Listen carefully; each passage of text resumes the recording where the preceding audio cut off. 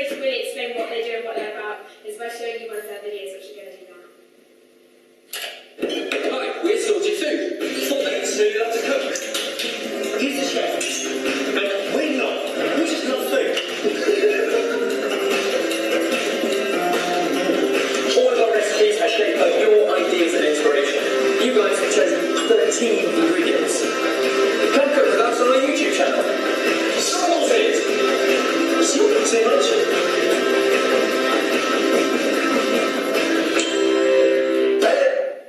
Please join me in giving a warm welcome to Sorted Food.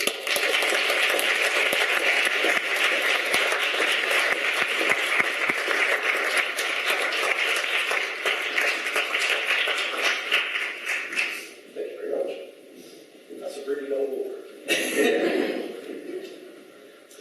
Would you like us just to kick off? Is that the best way to do it? Hello. First of all, thank you very, very much for having us. I think as 4 simple guys, we're all quite privileged and humbled to have been invited to talk tonight. We didn't all go to university. In fact, I think officially I was the only one that went to university. Yours was college, wasn't it?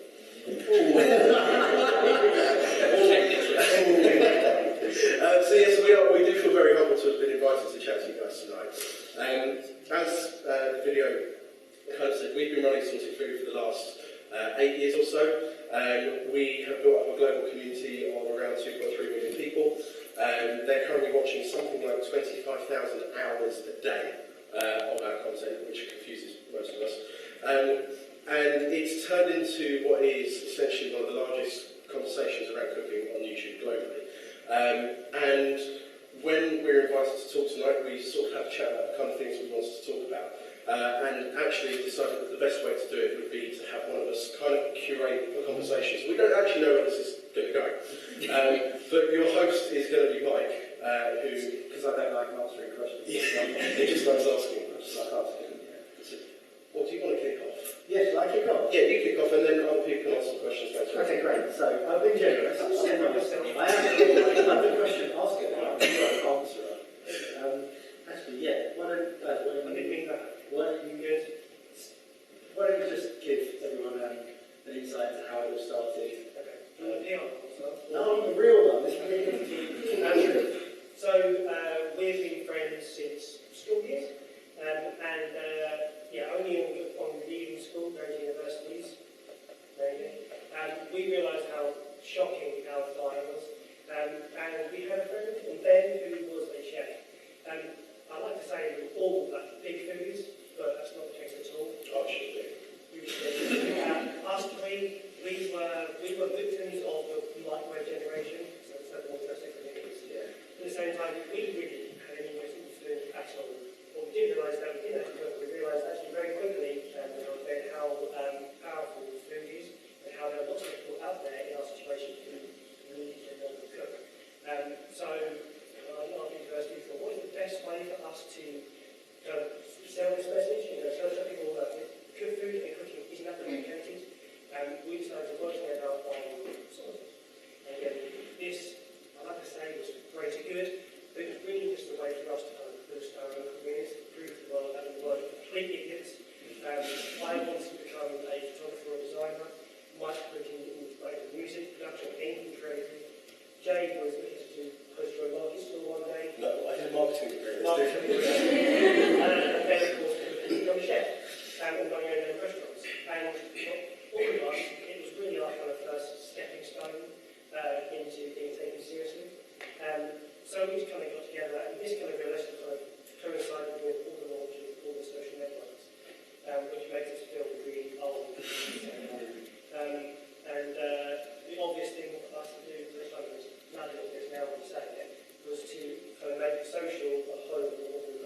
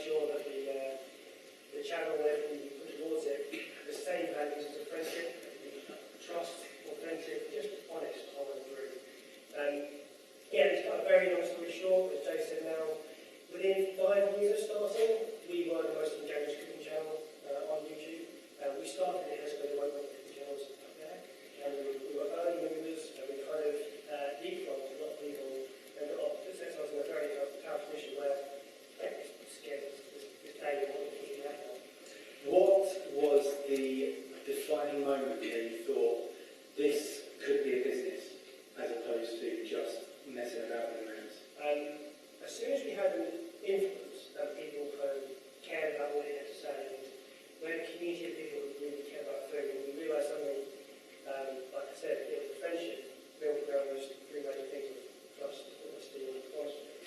Was we needed to make this into a business to continue to grow, and at the time, only Ben and I were working full time on it, and we needed to work out a way of getting everybody involved in it to kind of start paying ourselves. We realised we could do some deals with consumer brands, and that was quite a scary kind of tiptoeing exercise in terms of you build a community around friendship. You don't sell to your friends. And I think that's what lots of kind of influencers struggle with, is how do you create work with brands and make money and don't ruin what you've got. So we have to be really careful on that. In what way will we careful? Don't sell, which sounds weird, but to try and educate brands to not sell their own product was a tricky one. Because we would only, and what's weird, we were sitting there telling people how to market their product through our links that were coming to us. And they had to listen because they wanted our influence. Now it's quite easier because it's obvious, it's out there. But for us, on the early days, that was a real struggle to try and get people to understand. And that, suddenly, as soon as those conversations, you're talking less about having fun with your mates and talking about money. You're like, we've got a business. This is a big one.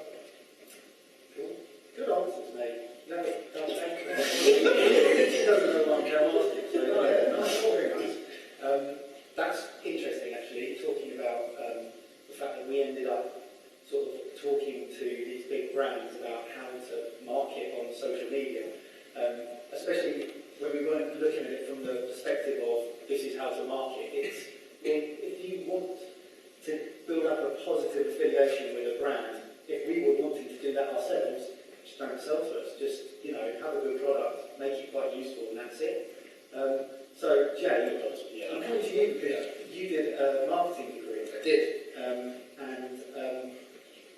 Why don't can you talk about your degree at the time, what you were being taught, and then maybe the lessons that you learned and the lessons that you think maybe the brands were learning from you, and perhaps just talk around that sort of subject. That was like 4 questions in one. I'm giving you subject. Yeah, thank you. So I scarily started my degree in 2005 and finished it in 2009. And at no point in any of those 4 years did anybody talk about social media, because it wasn't a thing. And it was, whilst we were at uni, we saw the birth and the death of MySpace. Sorry? I was always too old for it. I don't know about you. But we also saw the kind of the birth of Facebook, and I remember one of our friends, Tom Barnes, he's uni on Facebook first. And because at the time when it first launched, it was only going uni by uni. And it took Bournemouth Uni a few more months to get it. It's a pretty good story. So I remember sort of Facebook starting and Twitter starting as well. And we were using those platforms to talk to each other and to talk to our friends on. And at no point was anybody then thinking about how do we make money from this, or how do brands use this to make money from it, to market their products to anybody else. And so, weirdly, I think one of the big sort of lessons that we learned fairly early on in the story of Sorted was that actually we had inherently built up quite a lot of knowledge that brands and marketers were willing to pay for, because they couldn't learn it, they didn't have the time to learn it, and they weren't used to using social networks in the kind of way that people were. So, for us when we started Sorted, it was that way of taking the conversation we had on the pub table, like Barry mentioned, and actually turning that into something that we could start to have as a conversation that could include more people that couldn't be physically around the pub table with us. And so when we started uploading videos, we were talking to our mates, and we quickly realised that actually the way that we were using these social networks, as they were called at the time, was very, very different from how brands were starting to come in there. And the way that people were reacting to brands who started conversations on there was really bad, because as soon as a brand was on there, it was like, well, you're starting a conversation with me because you've got something to sell. And there is no conversation to be had there, it's just advertising. And so when we started working with there was a massive education process for them to go through, and they had to put their trust in us. But actually that puts us in a really powerful position to be able to kind of set the rules of how we wanted to work with brands, and how other influencers should work with brands as well. And we were able to look around and see people doing it really badly. Sometimes they were our friends who were trying to make ends meet and wanted to do something, but they were literally sitting there with a phone going, so I've just been given this new phone and it's absolutely brilliant, and I really think everyone should go and buy it. And I'm like, oh, that's horrible, you can't do that, that's not... Yeah, but we did it differently. But it's fine. So we quickly decided that, if we're going to do something, it has to add, we're going to do something with a brand, it has to add value to a viewer's experience. And so everything that we've ever done when we've worked with brands has been around saying, what can we do with that brand? What will that brand allow us to do that's bigger and better than we could have done by ourselves? And that when somebody comes across that video, they search for it, they find it, they are watching it, and they're not sitting there going, they've done a good win, and you'll pay, and they obviously need some money. It's, wow, what are they doing that's actually really adding value, and I get to enjoy more of this. And so the thing that we did with Angry Play was based around other people's celebrations that they were already having, and how can we take the food up to the next level. And so we ended up going to San Francisco and helping with girls celebrate her 26th birthday. We did some battles around some food trucks. We threw Ben a birthday party because no one else would. But the thing, the most important one for all of us was that we actually got invited to a couple's wedding. By the couple, it wasn't like a surprise. We got invited by the couple to their wedding to see if we could take the food at their wedding to the next level. And that was phenomenal. We never thought we would be able to sort of influence someone's most important day of their lives. And for Andrew's sake, to be invited into that experience as well was massive. And we're talking to them about doing something else hopefully later this year, but they're still trying to get their heads around how they got invited to a wedding, and we're part of that couple's special day. We've spoken that chat we've done a few times in front of brands, and you're doing that like you speak to them on stage talking to big brands telling them about these new stores and what the household in their party they're doing. And suddenly you find yourself, we're on stage talking to the experts, supposedly, about it, and then they're looking to us for advice. And you're not even taught social media, of course. No. And you're on stage telling them how to do their job. You're not qualified at all. But I am qualified because I've been doing it for 7 years. Right, yeah. But when you started, who knew? Well, yeah, and that's so one of the things that happened to me. So when you leave uni, it might be different. I don't know. When you leave uni, the path that possibly, but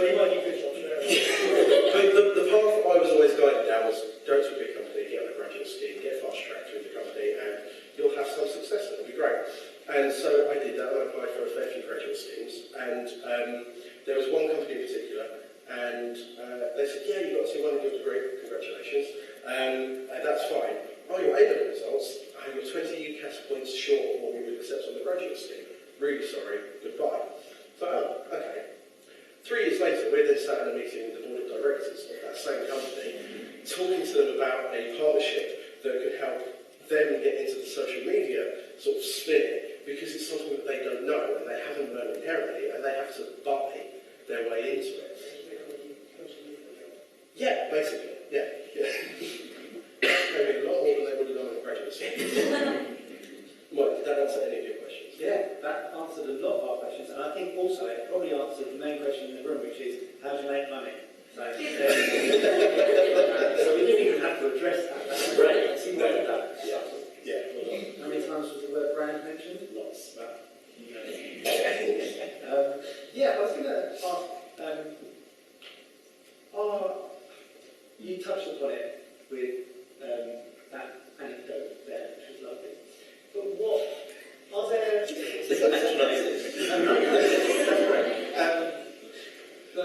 But what opportunities has this thing sorted? What opportunities has that given you that you don't think you would have come across? With let's say a more traditional route. You touched upon it there, but are there any other that come to mind? Well, if you think about it realistically, we're working for ourselves, and it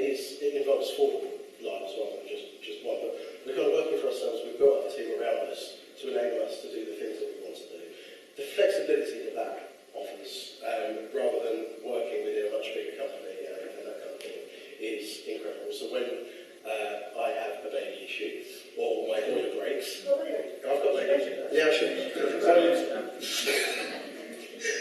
Then, that's the kind of thing that doesn't require usually any explanation. So things like flexibility of working for yourselves and that kind of thing, and when we want to go away and get away from each other and that kind of thing. But also, I think the opportunities travel. How much travelling have we done over the last sort of five years or so across the States? And the people that we've met and the level of people that we've met within massive organisations. Sitting there with the board of directors. Yeah, exactly. Sitting there in meetings with board of directors or CEOs of multinational companies. I would never have done that if I got into a graduate scheme. Or followed a normal sort of career path. Also, we did point out, we're talking about a very tiny part of there, like the food sphere, every kind of company, but people who are top-made from concrete, that's a little bit, right? Yeah. But there are people out there who are the same age as us who have multi-billion businesses, who are younger than us, who are not younger than us. Which is really Yeah, nice. so that's wins. Yeah, actually, that's a really good point. I was going to ask you about lessons that we learned. I guess I'm going to talk about that, I think. Oh, please. Yeah. And then maybe we can elaborate between the rest of it. So, let's talk about the lessons that we learned. And then maybe, maybe some points where we failed and how we corrected those mistakes. But one of the most poignant things for me was that it would be stupid to devalue growing up and being so used to a platform. And what I mean by that is that at the time, YouTube, it wasn't owned by Google back then, was it? When we first started, it was in that transition. And we were so familiar with the platform, we knew it was just for sharing and commenting. It did a really great function. And it seemed second nature to then use that platform to share our videos. And essentially what now, YouTube's become this sort of testing bed for aspiring videographers, people who want to speak politically or have their views known or have their voices heard. It's a fantastic place to put out some content and have people react to that. And also, professionally, if you're looking to get into design work, whatever it may be, it's a fantastic place to put stuff up and to get immediate feedback. Some, uncensored immediate feedback. And the value of that is massive. And I think we weren't aware of that at the time. And there's a reason why I think these, you look at how many tech billionaires and millionaires there are who are under the age of 30. And that is because you've got your platforms like Facebook, like YouTube, Snapchat, and they are second nature. And you guys know platforms better than we do now, because it's just inherent. It's inherent to the way that you socialise, the way that you use and consume content. And the value of being able to be so adept to using those platforms and to be able to naturally, progressively think, do you know what we can do better? Or do you know what, a slight variation on this particular platform, if you just turn this 5 degrees into this direction, or if you just use it for this reason, suddenly you've got a brand new app or a brand new usage, and suddenly you've opened up like a whole new way of thinking. And I think it's only taken us until now to appreciate just how important that is, because the time that you spend trying to work backwards. So Snapchat, for example, we've been using Snapchat, but the first time we used Snapchat it was because everyone was using Snapchat. It's like, what do people use this for? Like that is because... And we use it very differently than an 18-year-old. Absolutely, yeah. But it's that inherent thing, it's that tool of going, I've got this tool, people use it like this, but actually, I'm going to use it like this, and suddenly that takes off, and everyone's using it for that reason. That's amazing, but the problem is that when you're trying to be progressive and you're trying to grow a platform, a business, an audience group, as soon as you're working backwards and going, well, first you've got to work out what this is for, and then you're looking at it in a completely wrong way. So just the value of what you guys know, what we knew at the time, and the natural progression of how we would improve that, like that shouldn't be taken for granted. That was massive for us, wasn't it? The Collab announced a few months ago that they were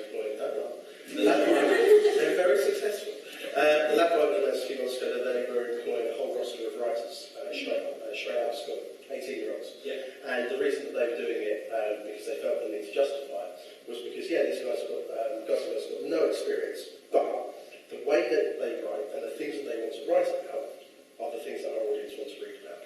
Why would we employ a 30-year-old to try and replicate that when an 18-year-old will do the exact same job in half the time? Yeah, It's the exact same thing. and just in terms of what that could have done for our confidence at the time, if you had a flash forward to where we are, and, you know, it's nothing big. Like, it's a tiny step. That's so good, isn't it? Well done, you can use Snapchat. No. But at the same time, I don't undervalue your understanding of the things. And everyone wants to get inside your heads. You know already. So you have that hand. And having that stuff, having that arrogance, you know, yeah, no. Self-confidence. Self-confidence. People have this American school of self-confidence. That is such a broad stroke. It's a goal. And they don't know enough right now.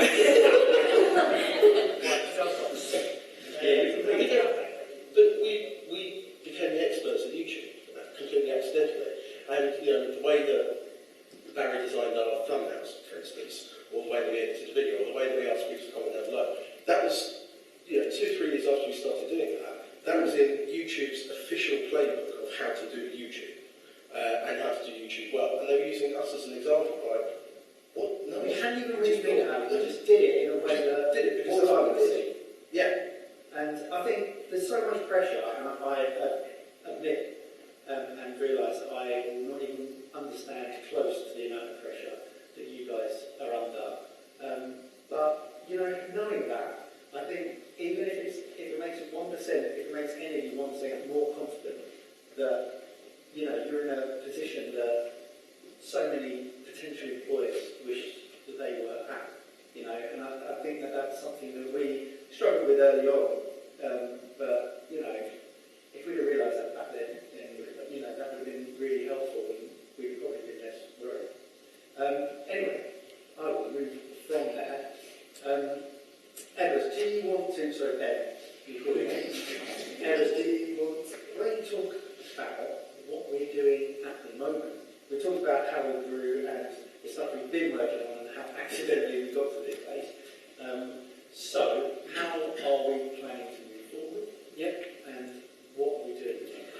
Well, so we've kind of found ourselves in this place where we have social influence, and we've spent the last 7 years messing around as mates, having fun in the kitchen. It's primarily been through entertainment and inspiration around food, and trying to trick people into watching food videos, whether they consider themselves a foodie or not, because kind of the friendship and the entertainment comes first. And then you sort of get to a point where you suddenly realise maybe there's something now that we can do that's a bit more meaningful with this influence in our little pocket of the internet. And having partnered with Co-op, they did some quite striking research about what we call the cooking gap, which is terrifying. It's basically how, as millennials, so 18 to 34, there is such a huge void of people actually cooking, which is crazy, because right now in 2017 we are consuming more food than ever before. I mean physically in terms of calories we're putting inside of our bodies, but also through entertainment. So you've got TV shows like Bake Off reaching record viewing figures, you've got award-winning series being commissioned on Netflix like Chef's Table, you've got crazy stats around how many years of our content are being watched every 12 months. You can't get your head around it. People want to watch and consume food online and through entertainment, and even in the real world. So you look at pop-up restaurants and stuff like that. I can't remember the last cool restaurant that's opened up, that's been featured in Time Out, that hasn't had an open plan kitchen. Because people are transfixed with the idea of cooking, and people want to see it and be a part of it. Pop-up food festivals, they're cool, they're really cool. In fact, even our personalities, we're kind of defining now through food.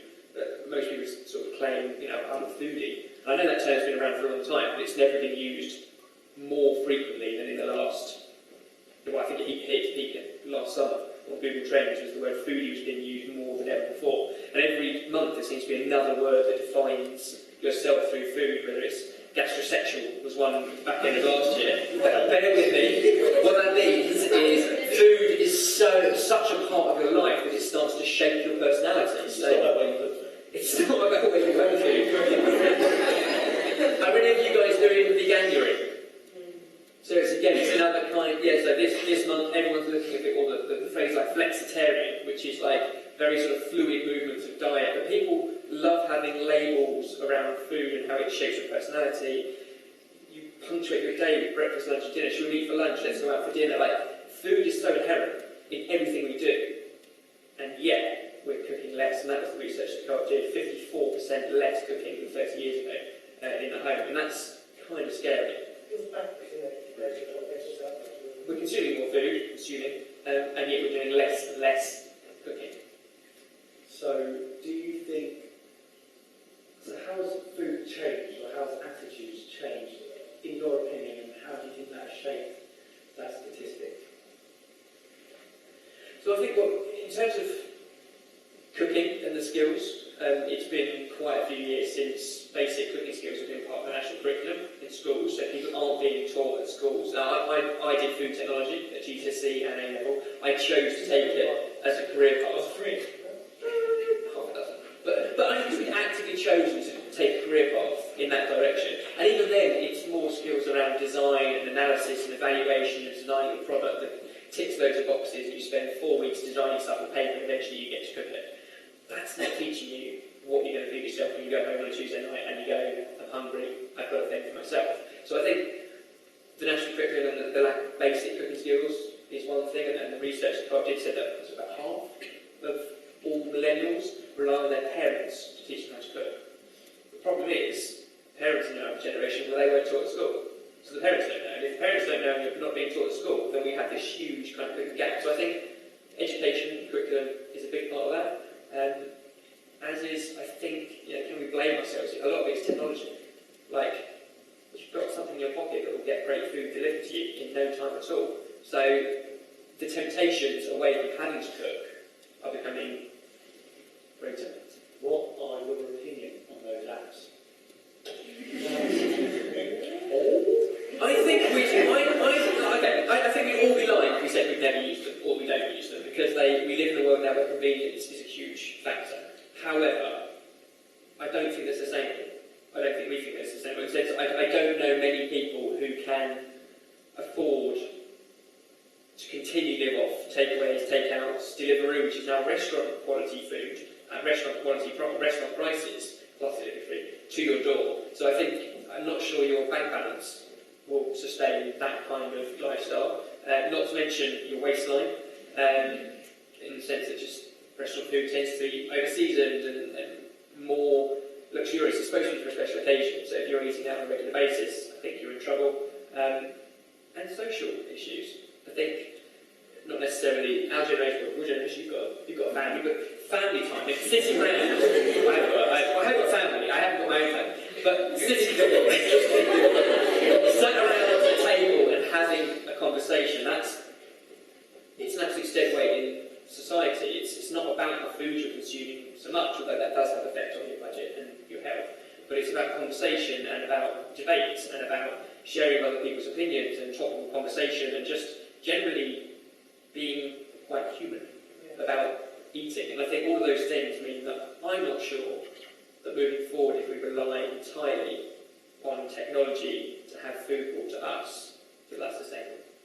You said it's bold. The word convenience always bothers me, because I don't understand what convenience is anymore. I want convenience to have something cheaper, quicker, easier, healthier, I do that, but then all this app does exactly the opposite to half those things. So the word convenience now is used all the time, also as an excuse. It's convenient. Is it not? We're getting better. Yes, it gets enjoyable. I don't understand that term. Yeah, that's an English lesson. That's probably for You spoke, I've heard you speak about this, so I hope you pick up on it. But you said it makes us human. What was that book that you read? So I find this fascinating. So I've been talking about, He's got it. the idea, I know where this is going. I've been talking about the idea of, the word foodie is becoming more popular, gastrosexuals, flexitarians, these are all new words, but it hasn't changed. Like, let's rewind 1.8 million years ago. When Ben was only 7. And back then, fundamentally, and I think it was a guy called Richard Wrangham, a Harvard anthropologist, and he basically said the single biggest advancement in humankind was the ability to cook our food. And it was the one thing that defined us as humans, was the ability to cook food. By cooking food, you unlock nutrients that you can't otherwise get in raw food, and instead of spending 8 hours a day hunting, gathering, chewing and digesting food just to get enough nutrients, you can now cook it and do it in an hour. And that gives you a whole wealth of time to set up civilization, think about religion, culture, art, communication, all those things that help make us human. And even our bodies are now sort of dependent on it. It fed our brains, which are very hungry muscles, and all those. They need all that extra nutrients, but it meant that our brains would grow. It meant we didn't need to have this huge digestive tract, so we're no longer chimps and our abdomen kind of shrinks and our jaws kind of shrink back, so we don't need to spend 6 hours a day chewing anymore. But all of these evolutionary things are based on the fact that we can cook. And it's cooking that makes us human. And it's a bold step. There was that channel with the dog. Cooking the dog. Yeah. So I don't know if it's still the case, but I'm pretty sure that was the one defining factor, was the ability to cook food is what made us human. That first point when we became Homo erectus, that Homo sapien, that was evolution. And now, technology, in the last 5, 10, 20 years, is that, bold question, is that undoing 1.8 billion years of humanity?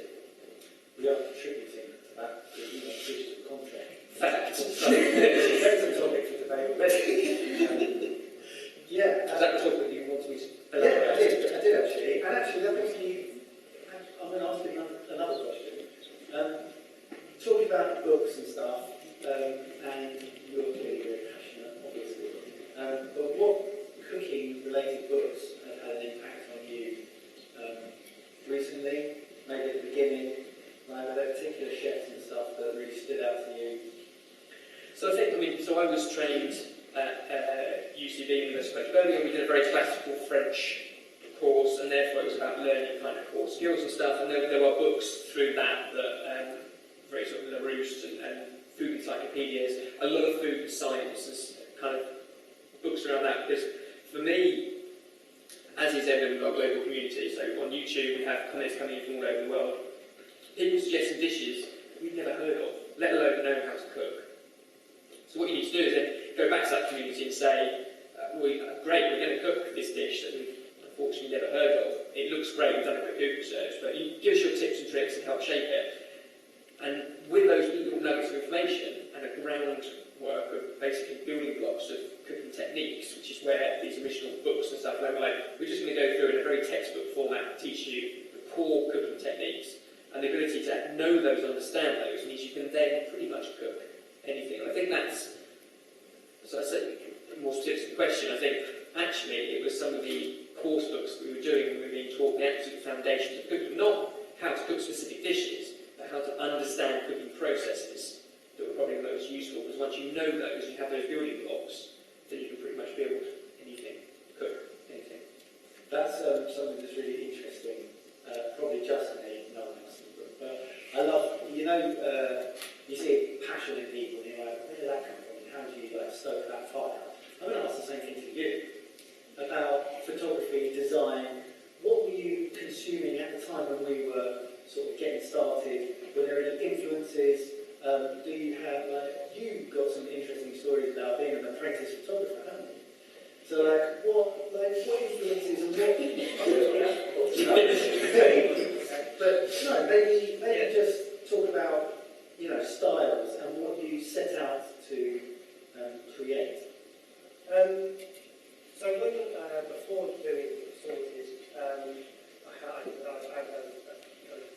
idea of what I wanted to do.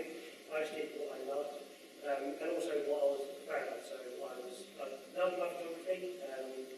I was fascinated by the process and understanding the art of it, and understanding why it's art, and understanding what goes into that. So I just spent a lot of time. I was at the luxury of just playing. And I had a few chances to do a bit of travelling. I got very lucky by doing some charity work in Africa for a little while, where I went out there for one job, like all these entrepreneurs,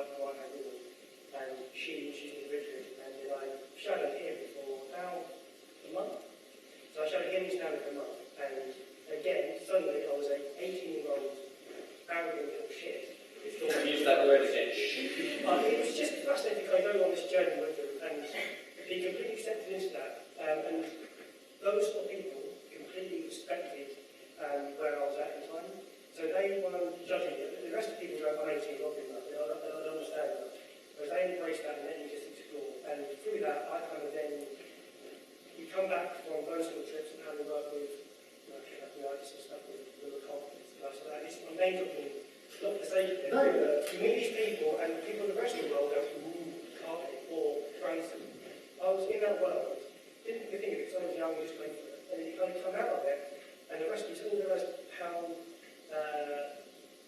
important these people are to the rest of the world. And you go, it's just a game. It doesn't really matter. They're just putting strings, and the media is a very difficult place to be. And if you're clever, you can jump inside it and also play that game yourself. And you can do that through photography. It's a very simple medium that allows you to express yourself. Also, you can also have strings, just a photo. And then the same sort of thing happened again with video. It was how can we use video in that way of making the most of this kind of disruption of the internet is nobody now is an expert online, everyone's kind of an expert. Unfortunately, yeah. So those sort of trips and being in that world for a little bit just makes you realise how it's how you can play the game. And it's all rubbish. No one knows what to do. No one's making everything go wrong. And all you just remain That is so true. and all you just remain passionate about what you want to do. You set yourself a problem about paint a picture, set yourself a goal, run to it, and then you mile an hour. There's going to be points on that journey where you have to realign your goals and go, actually, this is working, let's go that way. No, that's right, let's go that way. At the time, you might feel like you're going backwards, you might feel like you're side to side, but you will get there. And then you get there, it's really exciting. Everyone will go, you guys are genius. You go, There's a really useful thing, and I've heard lots of people talk about, which is, it sounds ridiculous, but it's write yourself a 10-year plan, so in 10 years' time, where do you want to be? Do you want to be married? What's your cat going to look like? What house are you going to live in? You are so specific because of the power of visualization. And I was listening to these accounts of lecturers and people who are sort of CEOs of amazing design companies and stuff like that, who were turning around and saying, I just sort of told some students to do this once, and I'm forever getting sort of emails back going, you're not going to believe it, but literally every cat wrote. My cat is called Derek. My cat is called Derek. That's right, the power of visualization. It is really powerful, because if you know, you set a goal and you know exactly where you want to go, you're not going to compromise on your way towards that goal. Like I said, you might zigzag in order to get there, and we're still zigzagging. I mean, we've done this. And then hopefully we'll zigzag and then eventually get to where we want to get to. But that's really, really important. Based on the same sort of question, social media-wise, like what are great examples of social media companies who are really... I think there's great examples of companies doing social media, if that is a question. Yeah. Yeah? Sorry, no, that's fine. So like we were talking earlier about years ago, companies trying to get into social, like understanding how it works and wanting to sell to people all the time. There's also a handful, I'd say, of companies who do it really, really well, and that handful is getting a lot bigger and more like 2 handfuls now. But maybe more. But the ones that always stick out, and I think one of the stereotypical ones people would always say is innocent smoothies. When they talk about smoothies, which is once in the blue moon, they do it in such a tongue-in-cheek way that it's like, oh, sorry, sales team have said that we've got to sell some smoothies this month, so if you wouldn't mind just going around here and buying some, that would be great, we get to keep our jobs. Like, they do it in such a tongue-in-cheek sort of way that everything else is around us having fun and having sort of transparency. good conversations and being transparent about it. But yeah, the reason we're here is to sell smoothies. Yeah, and everyone, the audience knows that, don't they? Yeah, and there's a couple of other people that really, really good. They just constantly take the mickey out of anything and everything. Arena Flowers is a florist, which is probably one of the most boring industries to be in. I don't know. I've listened to another speaking statement. That's America, the flowers, who else? Well, it was lots of few minutes. But how do you make florism? Good. Yeah. How do you make florism interesting? Say it twice. Same confidence, It's like jazz, yeah. How do you make florism interesting? And I think one of the ways to do that is to take it completely out of context. And so they've now built up a following of people on Twitter who follow them because of how funny they are and their take on the world. There's a cafe in Dublin called the White Horse Cafe who started to get some bad reviews on Yelp for some completely ridiculous things. So he started a Facebook page taking the mickey out of and it's gone completely viral. And it's a guy with an attitude, basically. But it's really, really funny. And I think it's why things like that YouTube channel How to Basic, took off a few years ago, was because they just completely ripped apart everyone's stereotypes of what it should be. So it was a YouTube channel called How to Basic, and all they did was title, thumbnail, everything in the description was about, like, I'm going to show you how to make a really quick and easy omelette. And there was nothing to lead you astray into thinking it would be anything else. And after 30 seconds of the video, which is like a top-down, hands-only thing of take 3 eggs and then crack them into a bowl, suddenly it just went completely off kilter, and it was smashing eggs all around the place, and like putting your hands down the toilet, and it was completely ridiculous. But it fooled people into thinking that it was a real thing. It was a great way to rip off people into do. So there are a few companies that have started to do that sort of thing where they've really accepted the culture of online. Okay, go. Yeah, as a band, really great example. Something who, like, people don't listen to their music, they just watch their videos.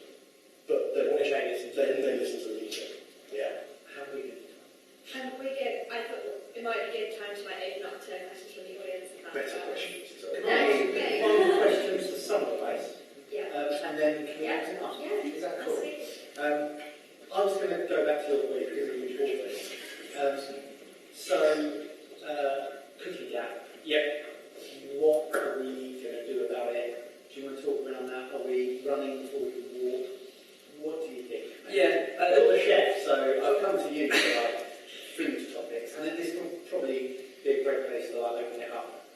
So I think it comes to that point, like, we have 1.8 million years of evolution, all that kind of stuff, we're messing it all up, nobody can cook, 30-year difference between the number of people who cook now and 30 years ago is horrific.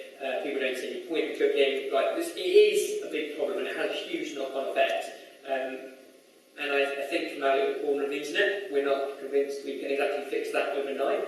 But we do think that right now there's an opportunity to start to narrow that gap, and that's just by empowering people to get in the kitchen and give it a go. And I think that's what our YouTube channel does. The Sorted Food is all about having fun. So it's entertainment, it's inspiration, and you accidentally learn a few cool things along the way. And actually, it kind of passes on that message and trying to scale that and get that out there to more and more people. If you guys can learn those basic foundation core cooking techniques, then you'll be empowered to cook for your friends, your family, and actually really enjoy that process.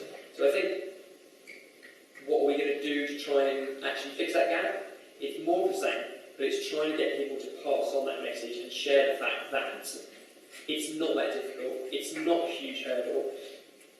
The alternatives aren't as convenient as you might think they are, because in the long run, the end game is trying to just get back in the kitchen and back to basics, back to the things that make us who we are, and that's cooking good food and sharing that good food with people. Sorry. Sorry. I was just going to say that in terms of the whole food industry itself, it's worth something ridiculous like $6.4 trillion at the moment, and it's trying to feed 7 billion people every single day. By 2050, that's supposed to grow to 9.6 billion people. Within that $6.4 trillion, I did some research. That's why he wanted to get it in. He's done his homework. Within that $6.4 trillion worth of the food industry, about $50 billion of that is currently at the moment made up of food tech. That's growing about 20% year on year. Well, I did memorise that. Yeah. That's growing about 20% year on year. So that is absolutely massive. And when we've looked into where that money is going, a lot of that is going into things behind the scenes that we'll never see around logistics, around agriculture, and improving that side of things. But the consumer-facing stuff, the majority of that is going into the apps and the convenience and the side of things that we talked about earlier. If there is any way that we, and doing what we do, can start to influence where some of that money goes when it comes to food tech and things like that, and start to channel it into ways that move it away from delivering ready meals to you, and can start to move it into a way that gets people cooking a bit more, gets people interested and excited around cooking rather than just around food, then I think we've done a bit of our job. I feel happy that we've been able to channel some of that money in what we would consider the right direction. Positive change. That's my What's that on? Yeah. That's tomorrow. Sorry. Sorry. Thank you so much. Do we have any questions from the floor? Yeah, okay, should we go with the guy in front? Okay. Do you have mics, students? No? No? Okay, let's just... Yeah, so... So given the sort of increasing popularity of channels like Facebook and Twitter, how have you kind of reacted to that by all generating new content that people want to see? So we've seen them rising over the last couple of years.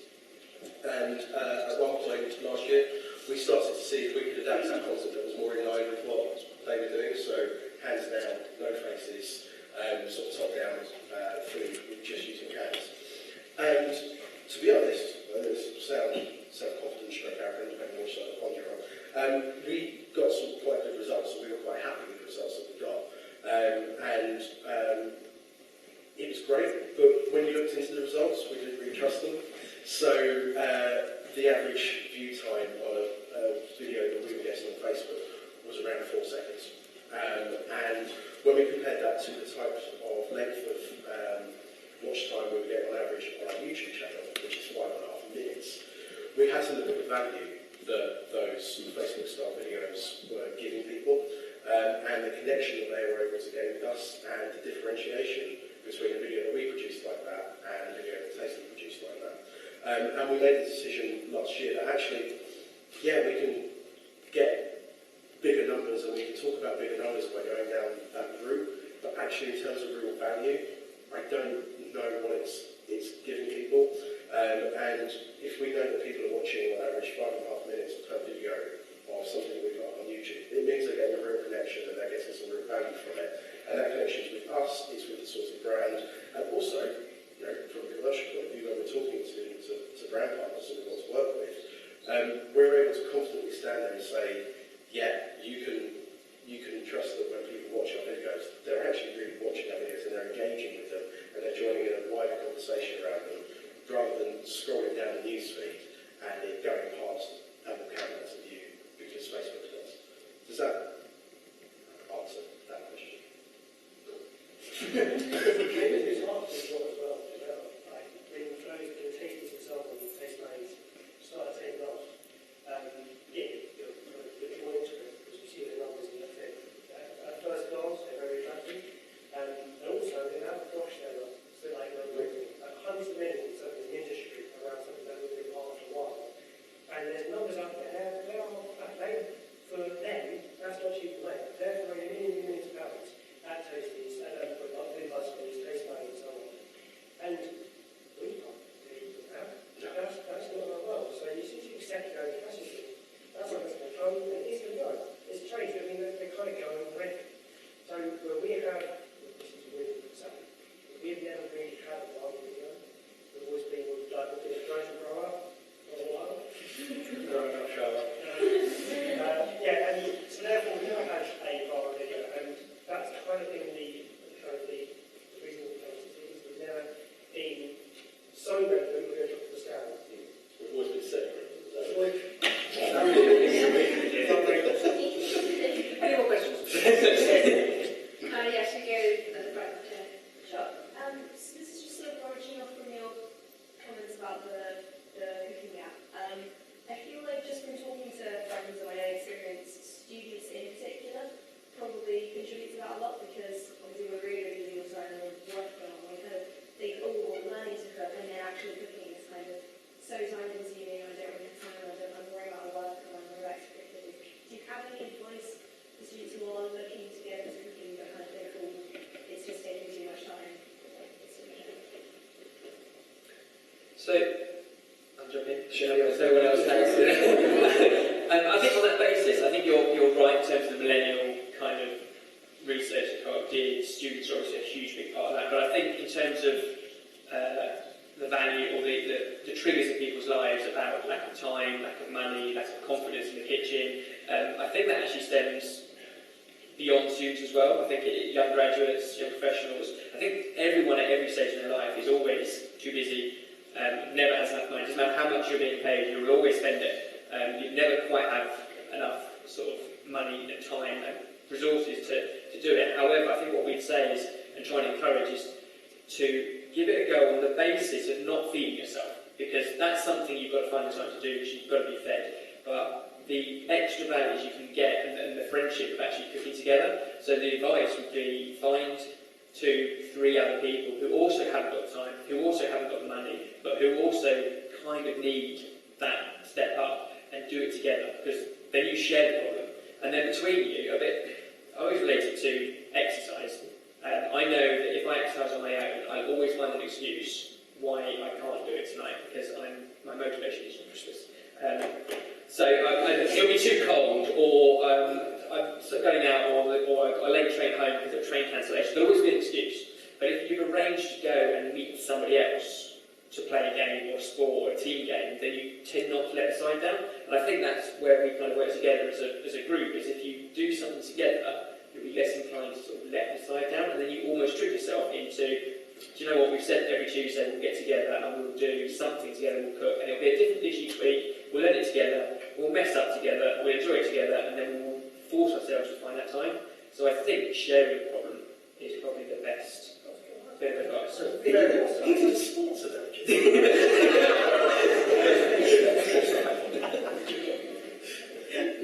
I've got time for a couple more. Hattie, sorry. So obviously, like social media and YouTube is one of the big platforms, and on kind of those platforms at the moment, there's a big kind of boom in the whole like, healthy eating, like go and eat goji berries, kind of thing. What are your guys' thoughts on that? And do you ever feel kind of pressure to make your food appeal to that market?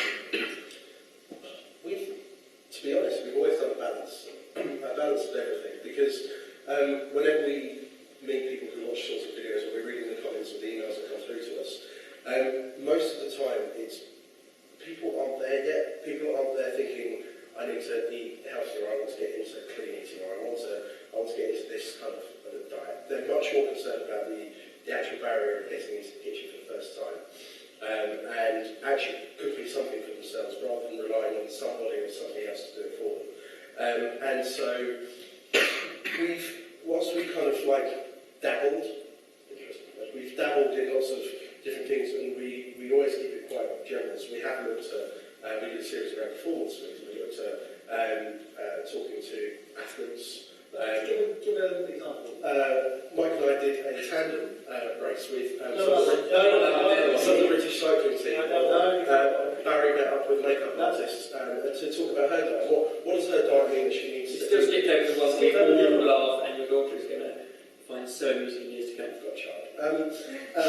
I interviewed Tom Daly about being a diver. And When did you interview Tom Daly? at the London Olympic Swimming Centre. Where in the London Olympic Swimming Centre?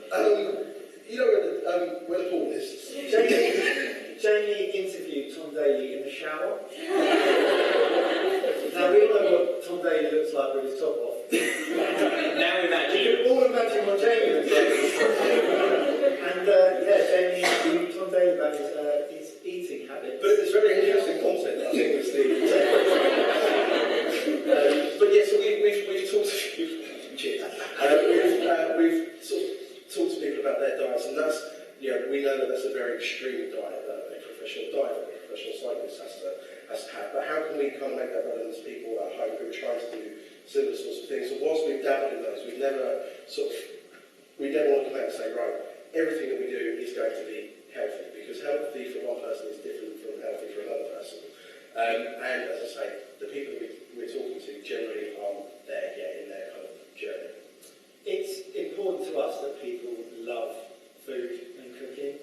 Sometimes it's just getting people to realise how great that is. Even like the biggest win for us would be to, I don't know, have, let's say, dim sum. We'll make a dim sum recipe on our channel, and then someone to be in a street food market somewhere and go, oh, I saw it talk about this stuff. I'd never ever eat it ever unless I've seen this video or heard about it. I'll give it a go. But that's the very first step, and that's the thing that we always try and get people doing, because it really is just a step-by-step process of really appreciating great food and, like, the work and effort that people go into make that stuff. So yeah, it's kind of like that, instead of sort of cornering perhaps an area, like Jay said. I mean, there's lots of obviously about there who are massive profiles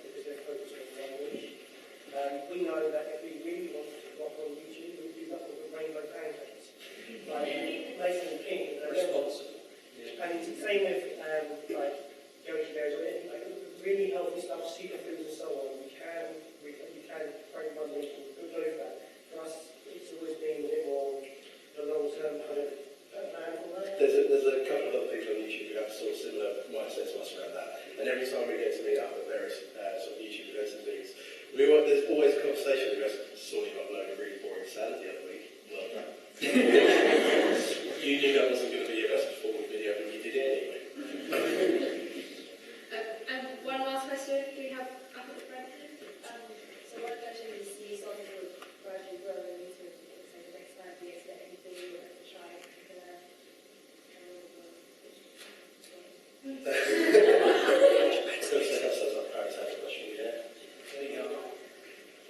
Yeah, well, in terms of content, as entertainment value, we honestly, we always want to be at the forefront of food innovation on an international sense.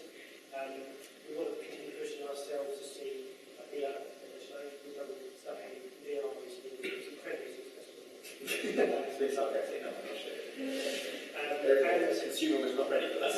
the same thing, I look at all these social media apps out there, as Jay said, the power they have is incredible, and what they're doing to society is really scary. And if we can tap into that world, we're like earlier about the fact that we've got all it takes a couple of tweaks here and there to this industry, to that world, you can completely turn this head. How can we have influence on those platforms, especially bring out our own ones, partners to bring out other ones? How can we twist that so you can have a positive impact? We, but when we first started, our shared ambition was always to have an impact on someone's life without helping them small. That's how we call it. From my point of view, it was always at school age, it was I like to design something that someone would see and go, you know what, I would consider buying that. Generally, in marketing, same thing, then wanting to run a restaurant, you're going to be interested in Mike with music, was the same thing. But it's our ambitions were the same. We want to make somebody even just think about what we're doing, and that for us is still what drives us now, and continues to on us week in, week out.